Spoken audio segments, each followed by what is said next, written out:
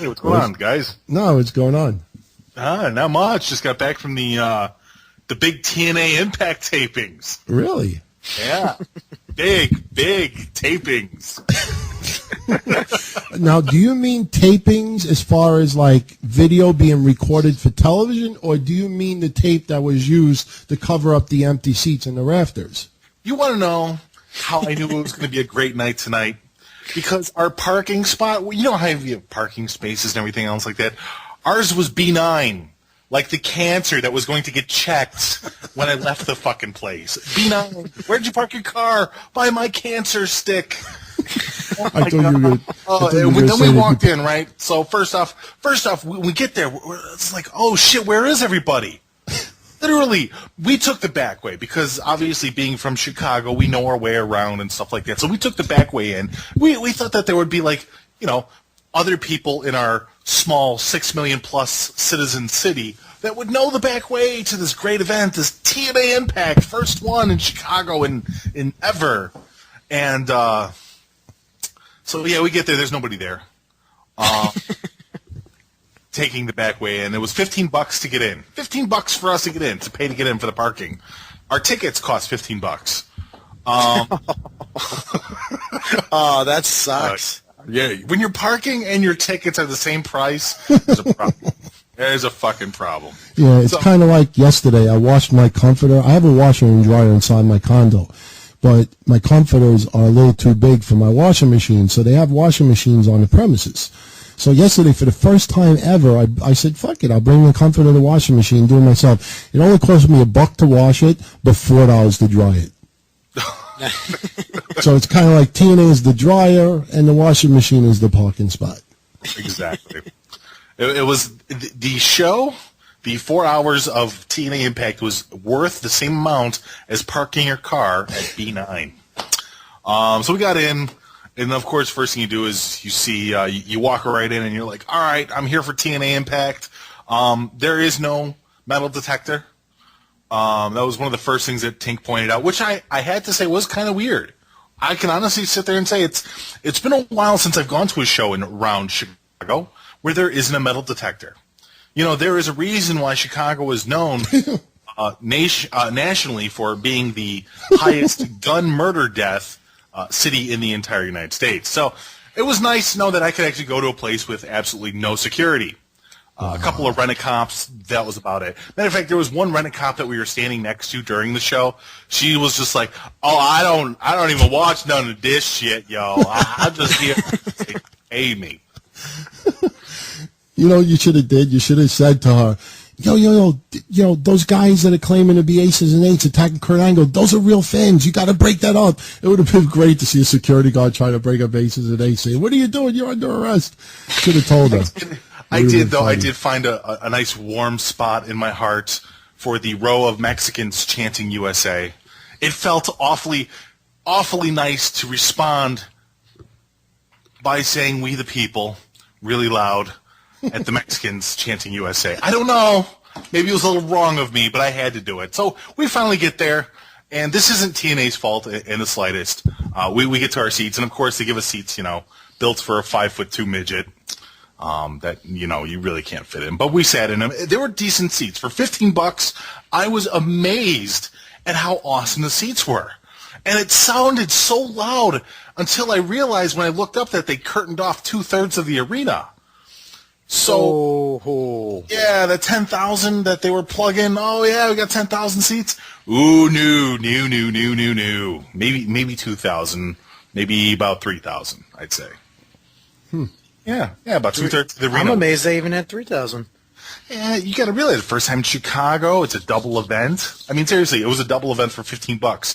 You know who charges more than $15 for a $1 event? Or for a full event? Shimmer. Shimmer charges $20 to $25 for a double event.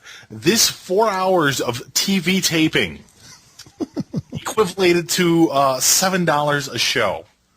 Oh boy, yeah, but that's once again, that's about fitting considering you can go to a WWE show for what, $25? Yeah, that's nosebleeds though. We're talking decent seats, which means that there was seats that were cheaper than us, Joey. We didn't have the shittiest seats. No. We splurged. We went right down the middle. Something tells me anybody that looked gangster probably got in for free. They were. That I was ain't how giving they you got my people. money, motherfucker. That's okay. You can come in. The production is hilarious. I have, we've always joked about the storylines and everything else like that, and I think I finally figured out TNA's biggest fault. Something that I've never heard anybody really talk about, but I don't know, maybe it's because I look at things a little bit differently sometimes than others.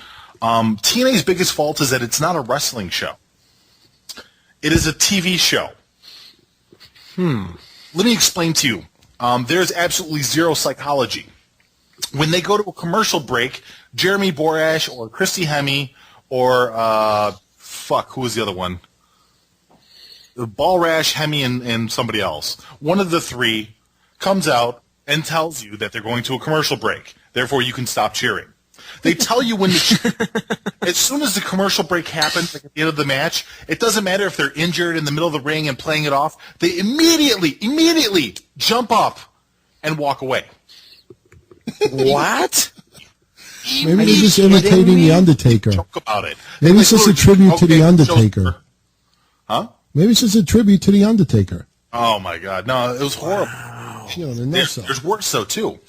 When they're playing the vignettes, first off, they have a big Trinitron screen, and so everybody's like, all right. All you see on there for 90% of the time is Impact Wrestling with the blue flames over and over and over again. Not because there's any reason for it, because they were actually filming live on the floor. So they have the ability of putting what's going on in the match, like from the cameraman's angle, on the screen, but they don't do it. They think that people would rather watch their fucking logo for 4 hours. It was fucking stupid. It was the stupidest thing I ever saw. To the point where even Tink was like, well, if they can do that, why aren't they doing that? I don't fucking know, honey. I don't know. They have all this equipment with the ability to do something and then just not fucking do it. But that's not even the worst part. It goes on. They have so when they play the vignettes, the Hogan and Bully Ray in the back going, I busted your daughter's butt, Cherry Hogan. What you gonna do about it, brother? And so they were playing that, but meanwhile, they're so badly coordinated in the arena that they leave the flaming fucking halogen bright white lights on there. So nobody can look at the screen because there's these halogen lights blaring at your eyes. You can't see it. It's impossible. It doesn't matter where you sit. You're going to be blind. So you can't look at the fucking screen. You can't follow the storyline in the ring. And then when do they dull it? Oh, they dull it down after the fucking vignette is over. Good for you. That's brilliant. Why would people want to actually watch it when they can just watch your fucking logo some more? Like I said, the wrestling in the ring was fine. I mean, you can make jokes about it and everything else like that, and that's fine. The thing that really was bad was the fact that Dixie Carter was down on the ground floor the entire time, admonishing Taz, Mike Tenay, and everybody else, and telling them what to do. Telling them, directing Christy Hemme what to do, directing SoCal Val what to do. Could you imagine Vince McMahon going down there and fucking for the whole 4 hours and telling Michael Cole and JBL and Jerry Lawler what the fuck to do? Can I dedicate something to Dixie? I'm going to dedicate two questions. First off, do you know who I am? And do you know what this is? That's how I feel about TNA. They're giving me gas. Oh, and Bauer's he's like, Misha, they bribed the crowd with free T-shirts to cheer during the shows. No, they bribed you with a backstage pass. Hey, those people that cheer the loudest, you guys get to go backstage. That's right, you guys get to go backstage and hang out with your favorite TNA superstars. I'm still in a state of shock that they tell the guys to stop selling and just roll out of the ring. Yes. That's like my mind is blown by that on a level that now if I had ever before had said the guys in TNA don't know shit, and earlier in the show, Missionary, you missed it, I was like, I hate to use the M word, but the people in TNA offices are the epitome of marks. But like, for you to sit there and say that you're a fucking worker that you're a professional fucking wrestler and you sit there in the ring and you get your fucking ass handed to you and then you're selling at the end of the match and then they, and they're like, oh, it's time for commercial, and you roll out of the ring and do a fucking cartwheel? You should be ashamed of yourself. I hope fucking Ole Anderson shows up at your house and beats you to death with a fucking hammer. Yep. Yeah, Joseph Park sadly did it. The girls, right after the Angle. Oh my God! Especially the final people that watched TNA Impact tonight when Aces and Eights came out there and stomped everybody. Everybody, Joe got up, Sting got up, everybody just popped up and walked away. Are you fucking kidding me? It was the end of the show? It was the end of the show, and they popped up and they walked away. So at the end of the show, they can't lie in the ring? No! They popped up and walked away. No, you know what happened? They got mixed up because there's something called an overrun. Now, to WWE, overrun means, we actually will show additional footage on TV. With TNA, that means it's over. Let's run. Yeah. Yeah, it was a kind of a mess, man. Oh my God! How people like? I think if I was in the crowd and I was even in the first 3 rows and that happened, I would literally look at them and go, "You should be ashamed of yourself." Oh, Tink was admonishing. She's like, "Why can't you enjoy this? Why can't you have fun with this?" And I'm like, "Honey, you really don't understand They're how killing bad it. You don't understand how bad this is. Look, I'm not even trying to be that guy, and I'm using the quote fingers. You know what I mean? I don't want to be That's that guy. really I saw it bad. myself, and it's pretty bad when I'm watching this. I'm like, wow, no wonder people don't buy this shit. Oh, and that's not even the best part. I do appreciate what TNA does for the handicapped or the handicapable. I'm sorry. For the handicapable citizens that came out to watch their show and the children, they shoved them in a dark corner so they could not be seen. If you were handicapable, you were put inside of a box that was almost higher than your wheelchair so that you couldn't look out. Not a see-through box. We're talking like a box with walls. Could you imagine if you went and saw? I'm still fixated on this. I can't get over it. It's sort of like, could you imagine if you went and saw a Broadway fucking play, and then right as the scene ended, the guy just goes, "I'm not even this character. My name's Dan," and then just walked off the stage. Yeah, people that understand. Mr. Excitement's. He's like, well, the crowd didn't look bad at all. I'm like, of course not. They taped off 2/3 of a 10,000-seat arena. Oh my God! Could you imagine? It's like if you were watching a fucking basketball game or a baseball game or something, and they interviewed the guys in between, and they were like, "So we know this playoff game is very pivotal to you," and he's like, "I don't give a shit. I'm a millionaire. When I fucking leave here, I'm gonna go plow 3 fucking hot Asian girls and then pass the fuck out. I don't give 2 shits. I don't care at all." But guys, keep watching the game. No, that's exactly what it was, dude. It was that depressing. There was a lot of little production errors, sound clips, like Jeremy Borash was trying to fucking... Jeremy Borash, all right, first off, between all the people in between during the commercial break, see, there's the difference. WWE puts on a show, even when they're at commercial break or where they're stopping something, they're talking to you and they're keeping the show rolling. But they're not keeping it rolling where you feel like you're on TV or you're getting ready for TV they're not telling you shit like, okay, there's a commercial cue coming up. Like, the fucking crowd doesn't need to know what a commercial cue is. They don't need, what the fuck do they even need to hear that for? But here they're doing it at TNA. So WWE does a great job. I'm sure it's from many years of practice they figured out the correct way to do it. TNA has not figured it out yet. So they have Jeremy Borash and Christy Hemme doing the barking. By barking, I mean like circus barking, trying to keep people entertained. Christy Hemme was doing the Harlem Shake, but she really can't dance. So it was kind of funny to watch a white girl do that when she just, could not dance at all. She was trying to get people entertained that way. And when she talked, she talked about the wrestlers, what she thinks of the wrestlers. Like, whoa, can you believe that? AJ Styles, and now he's wearing a beard. Now it's crazy. I'm Christy Hemme. Look, I'm pretty. I was on Maxim. I'm like, wow, that's how you're entertaining people? Hey, look, I got a ball. I'm going to juggle it, and then I'm going to swallow it. At least Jeremy Borash, though, credit to the man. I will give him 1,010% credit. Did you see what Sting did? He hit bat and left. Oh my God, he tried.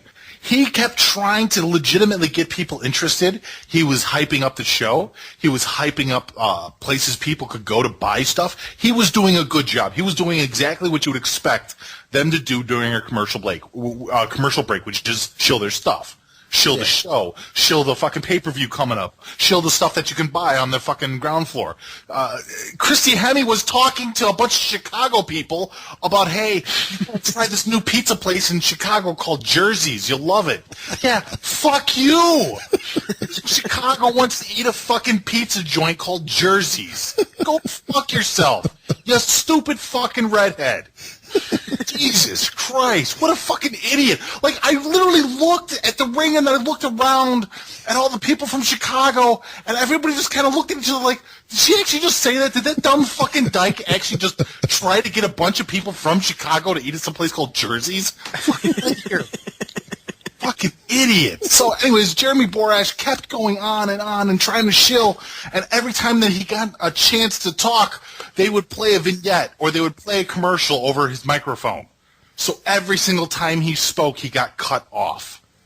So it's like, hey guys, and make sure you go to TNA.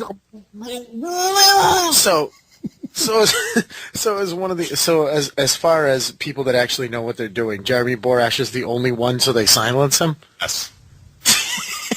You are awesome, sir.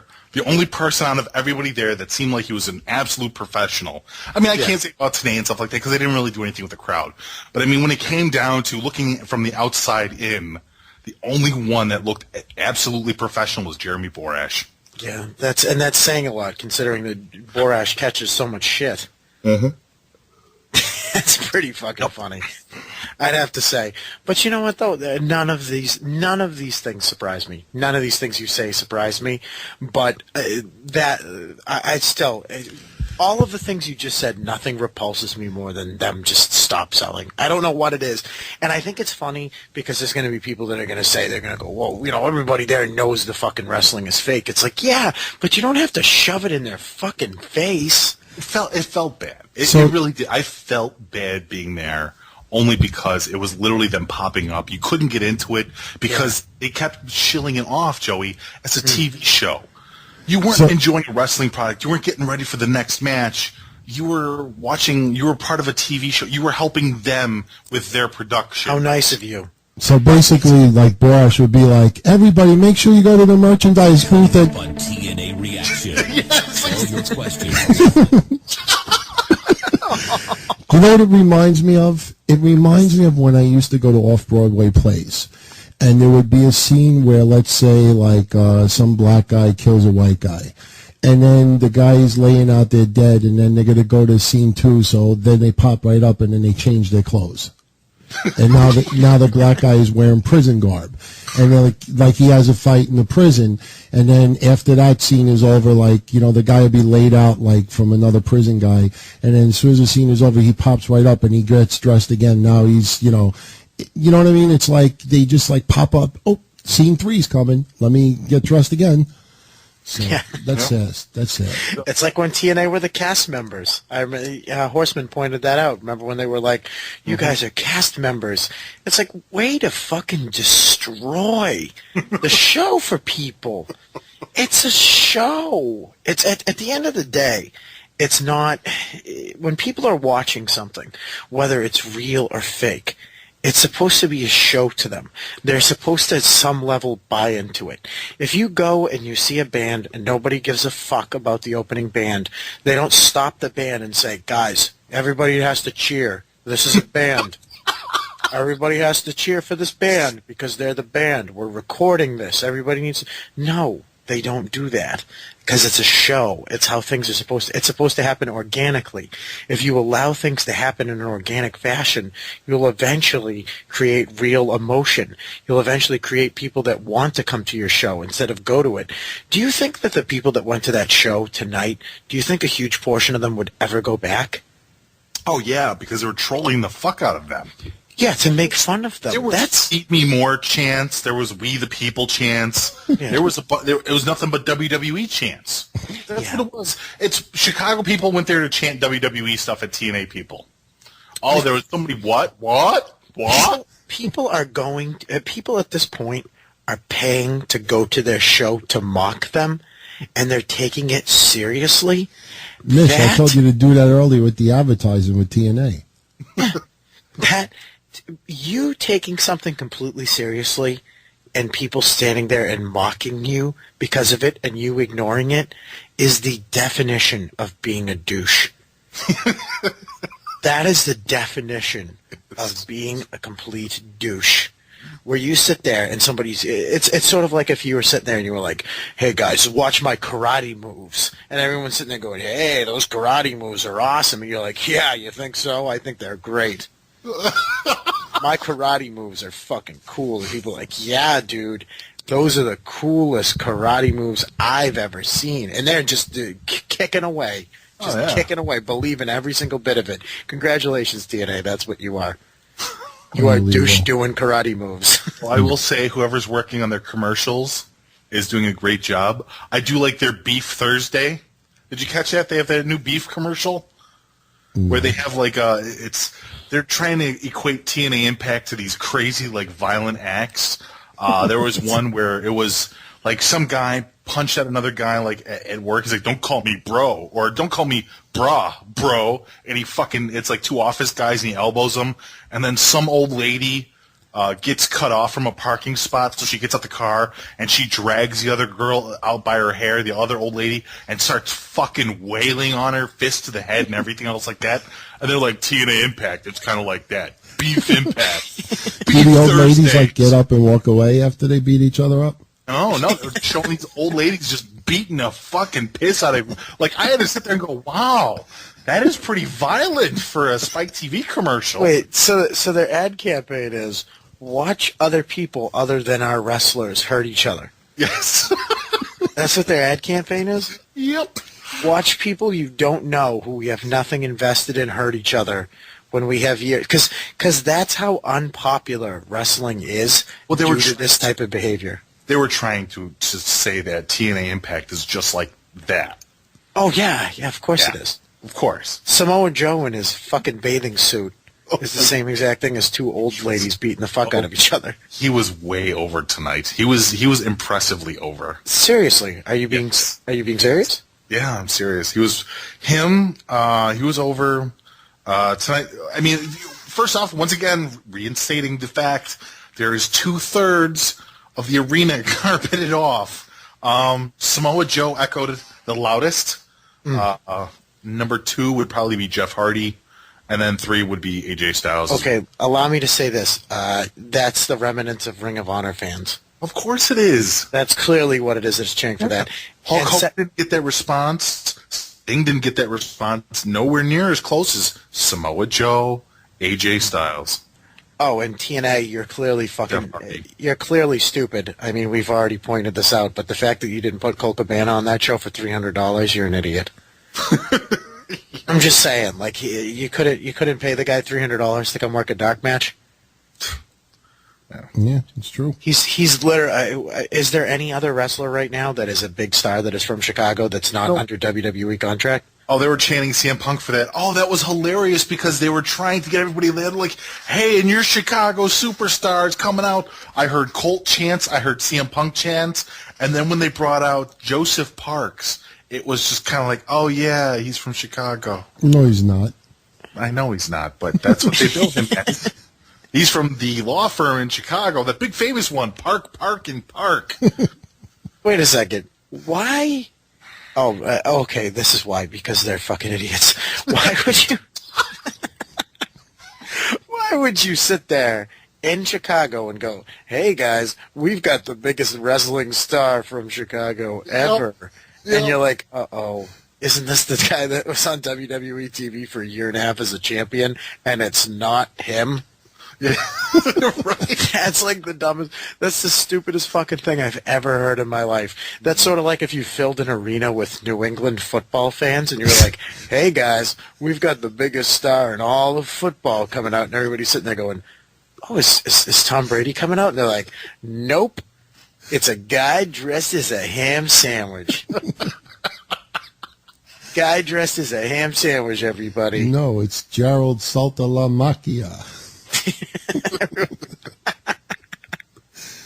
Oh, man. He's the biggest current star in all of professional sports. Who is it? Drew Bledsoe.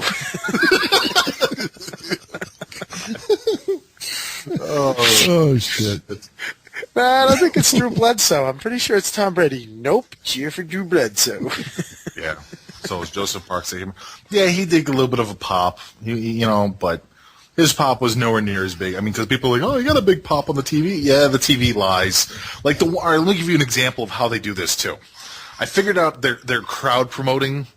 The one side where, okay, instead of like the $150 tickets being around the ring, the first row, that's not how they do it.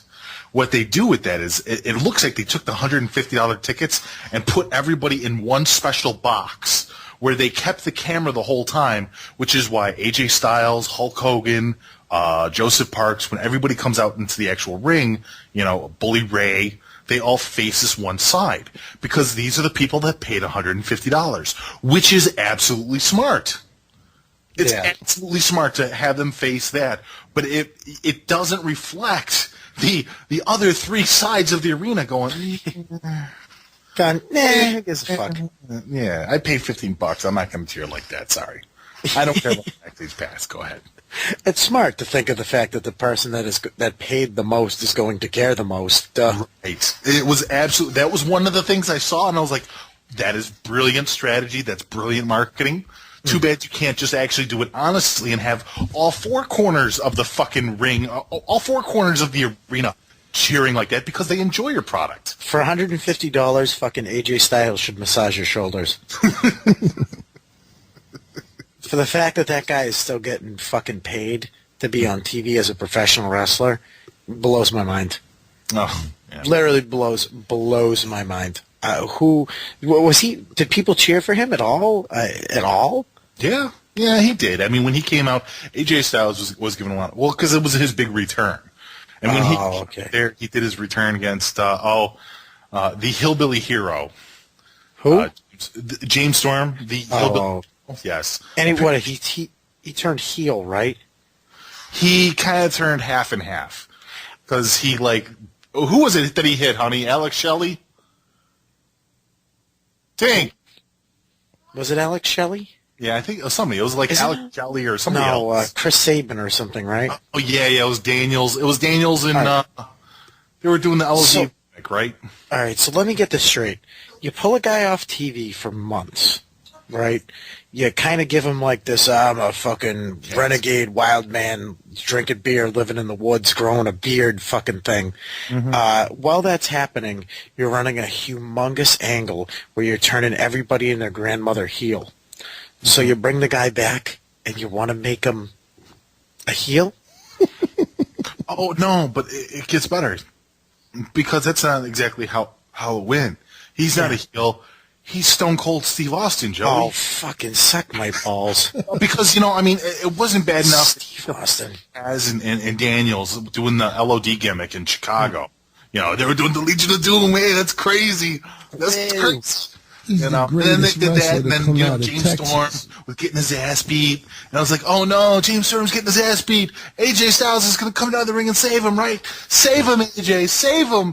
And then AJ Styles comes down to the ring and he beats them, and then fucking Daniels, oh my god, I'm so terrified of your return. I'm not even going to fucking wait for you to hit me. I'm just going to leave. And so then he picks up James Storm and he dusts him off after saving him. Then he punches him in the fucking face and he walks away. Like, what the fuck? Can somebody... Old AJ Styles. I'm sorry. Can somebody seriously... can somebody deliver a clue to Christopher Daniels? Anybody get him a clue? Well, I'm surprised they didn't say he was from Chicago. Can somebody give him a clue? Because he desperately needs a clue to retire. It's all over. Christopher Daniels, please. Time. They gotta dress him back up in that egg and soy and bacon gimmick. Dude, Christopher Daniels has been a fucking nobody for 20 years. Mm-hmm. Longer than that. For 20 years, he's been that Who would ever underrated young thought the kid fallen for angel 20 could have fallen even years. further? Yeah. You know? Yeah, longer than that. I mean, he was doing WCPW. He was doing Windy City Pro, a Chicago Fed before that. That's where he came out of. Which is why I was surprised that they didn't, make some kind of like wink, wink, nudge, nudge. Hey, Christopher Daniels is a Chicago guy. I don't know. Well, no, they couldn't acknowledge that. No, it's just, boy, oh boy, they're just aimless. They really are just completely aimless with these people. So let me get this straight. So that what are they trying to do? Make not Christopher Daniels. They're trying to make AJ Styles into the cool heel guy? Because cool heels make so much fucking money for them, right? I mean, what the fuck? And then AJ Styles came out the next week. Oh, I mean, an hour later. And talked about. That was another thing I just absolutely hate. Look, I know, once again, that like half the shows are pre-taped. But man, if that wasn't just a kick in the face, because they could literally just tell you, okay, we're going to commercial. You guys can stop cheering now. Yeah. Okay. Now what's going to come up is AJ Styles is coming down to the ring, so you guys got to be pumped. You're pumped up for AJ Styles, right? And then the crowd's like, yay! By the way, what? How fucking stupid do you think your audience is that is watching it, that they can't tell that they're in the same building 2 weeks in a row? How stupid do you think your audience is? Hey, that guy's wearing the same shirt he did last week. He must be stinky. Yeah, that green hat guy, he must have a fucking time machine. Macho Man didn't change clothes. What the hell? Because we have the Macho Man impersonator that comes around here in Chicago. Yeah, we have a guy who looks just like Macho Man, and that's what he does. Is he just goes around? Wait. So by being a dead guy. Did AJ come out in a leather vest and fucking give somebody a boot and a stunner? What did he do? Shut up. No, he came out. So he came out afterwards, and then because Mike Tenay needed answers. He needed those answers because he wasn't going to go anywhere without them. He needed those answers. But then before he got those answers, because he was about to talk, AJ Styles was about to say something, Taz came in there to interrupt him. Because Taz, he knows what everybody wants to hear. He's been a great talker for the last 12 years. Oh, God, we didn't even understand half the shit that he said. Didn't even understand half the shit that he said. It was so poorly done. I don't know if that was a mic issue or what, but it was like, he was dipping a pulled pork sandwich in his cheek, that's why.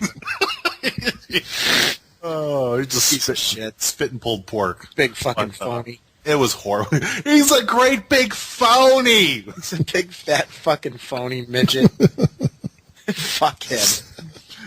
So he came out there and he started talking shit, and then of course the hero hillbilly had to come out, and he faced, and he's like, "Well, all of Chicago wants to know, AJ, why'd you punch me out last week?" I was like, frankly, I would have done the same fucking thing. And he just got up and walked away. So once again, no, he's mysterious. He's the mysterious rebel, AJ Styles. How do you know he's a mysterious rebel? By the beard. Oh, James Nimbus Cloud had to come in. Because renegades forget to shave and cut their hair. That's right. That's right. Gee, when I get pissed at my girlfriend and I really want to make a statement, I'm just not going to cut my hair. Renegades don't go to barbers. Everybody knows that. Lorenzo Lamas would never go to the barber. Renegades don't clean their ears. I'm a rebel. I clean my ear with paper towels. I'm letting my nose hair grow. Bad to the bone. Bad to the fucking bone. So let me get this straight. So Samoa Joe, people actually excited about him. The remnants of Ring of Honor fans, clearly. Clearly. So my guess is that this audience was comp tickets. People don't know any better. No. I have to disagree. It was not comp tickets, and I will explain why. I talked to DT about this earlier. Yeah. Me and him were over the phone talking about it. There was no coverage anywhere. Look, being a radio guy and kind of a TV guy, but not really, there was absolutely nothing on local news. There was barely anything on local radio. There was one station giving away free tickets. One fucking station. That's really... that's how little they were trying? Either that's how little they were trying or how little people wanted to fucking deal with them.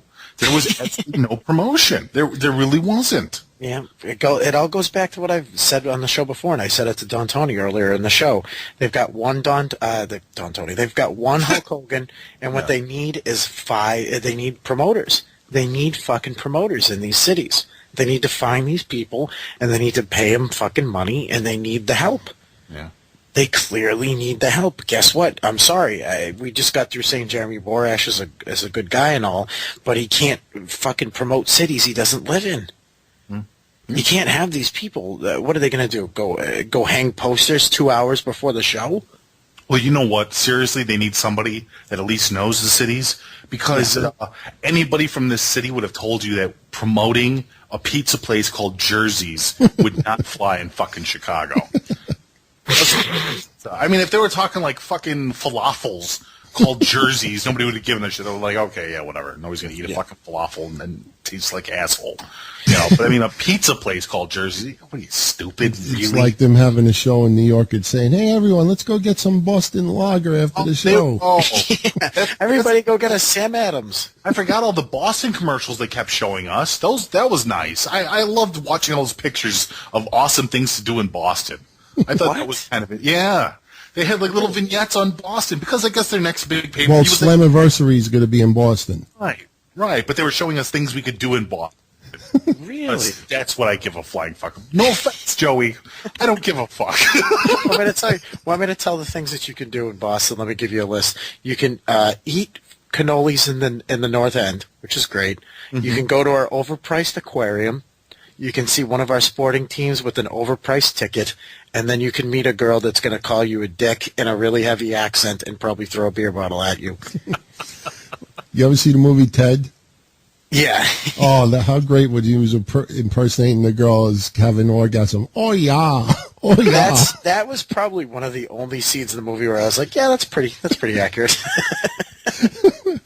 What did he say? I'm going to have some bonbons. I forgot what he said. I was like, yeah, the girls are pretty shitty up here. That's a pretty fair impression. But no, I will. People are asking. No, I will not go to the TNA pay-per-view unless it's free. I will go to the TNA pay-per-view for free if I can get a comp, and I will go with AJ Matrano, and we will probably be drunk and laugh the entire time and make fun of the entire thing. Oh yeah, because Dixie. Oh yeah, I forgot about that. Thank you very much, honey. That was helpful. So in the end, they're trying to get Bully Ray some heat, and so what did they do? Dixie Carter is down underneath the cameras trying to urge people to throw their garbage in the ring. I literally knew it. waving people to throw. I fucking knew it. I knew it. In the spirit of Ted. Oh, never mind. I thought I had the clip. I fucking knew it. Dixie Carter was out there. They had a couple people on the side. They were urging people, throw your trash in the ring, doing the big wave. Mish. And I tell everybody to do this. I'm surprised I haven't done this just yet. If you're listening to the show, I'm going to plug my Twitter real fast. @Joe NUMBAS. All of those letters as in John Cena. J is in John Cena. O is in John Cena. E is in John Cena. N is in John Cena. U is in John Cena. Yes. M is in John Cena. B is in John Cena. A is in John Cena. And S is in John Cena. So you got to go to that Twitter. Last week during the TNA pay-per-view, I tweeted and I said, I guarantee you someone from TNA is telling them to throw their trash in the ring. Yes. They are right when Ben was saying that they claimed it wasn't plants. It wasn't plants. It's literally them on the ground floor underneath the cameras begging people to throw their garbage. Literally begging people to throw your trash at the ring in order to make them look like bad guys. And we talked about this. They are trying to recreate the NWO image in Bully Ray, and it's not going to work. And they want Hulk Hogan to be the guy that comes in and fixes it and stops the Aces and Eights so he can feel some sort of retribution for what he did at Bash at the Beach. You know what I mean? It's so stupid. It really is. Because Hulk Hogan needs that goddamn retribution. He never got his due in the wrestling business. He needs it in his fucking 60s. Listen, if they want to fuck with Hulk Hogan, they could just take the batteries out of his spinal stimulator. Seriously. Hey, I found that clip. Can you imagine that somebody's going to have to sell for Hulk Hogan? Yeah. That's awesome.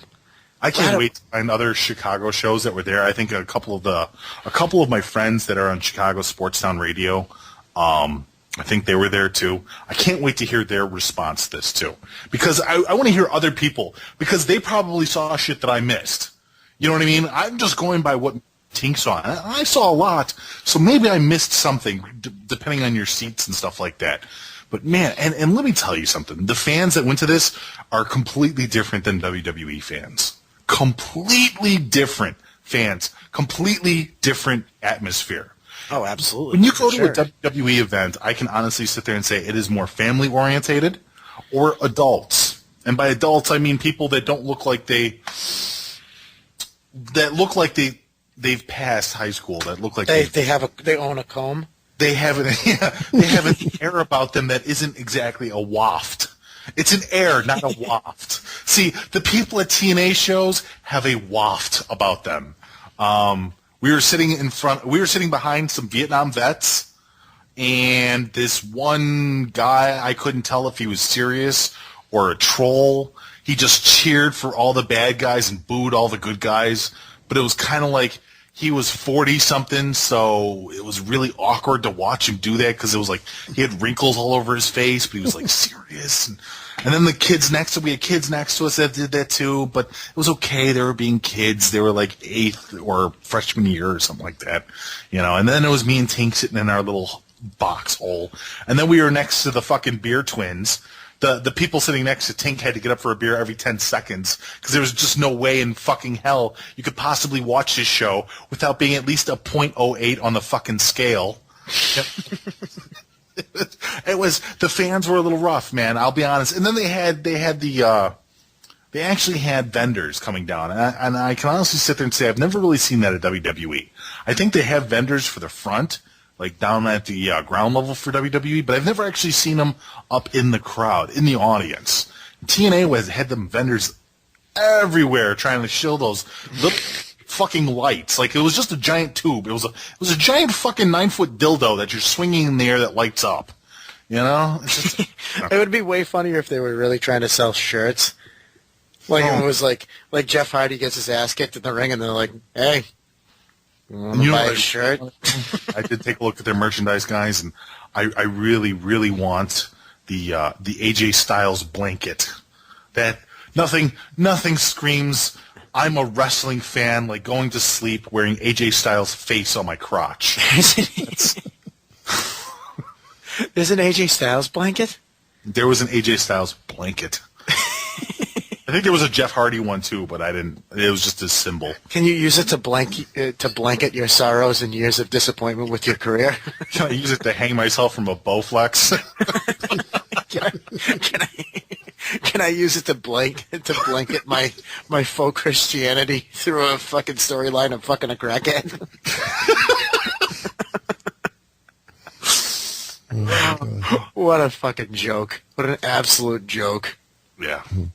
So that's. Okay. I'm sorry.